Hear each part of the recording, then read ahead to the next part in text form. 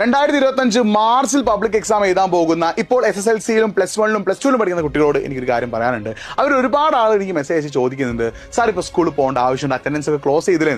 അവരോട് എനിക്ക് പറയാനുള്ളത്, നിങ്ങളുടെ സ്കൂളിൽ 3 കാര്യങ്ങൾ നടക്കുന്നുണ്ടെങ്കിൽ നിങ്ങൾ നിർബന്ധമായിട്ട് സ്കൂളിൽ പോകണം. ഒന്ന്, നിങ്ങളുടെ സ്കൂളിൽ ഇപ്പോൾ റിവിഷൻ ആണ് നടക്കുന്നതെങ്കിൽ ഓരോ ചാപ്റ്ററിലും ഓരോ സബ്ജക്റ്റിലും ഓരോ ചാപ്റ്ററിന്റെയും റിവിഷൻ നടക്കുന്നുണ്ടെങ്കിൽ നിങ്ങൾ നിർബന്ധമായിട്ട് സ്കൂളിൽ പോകണം.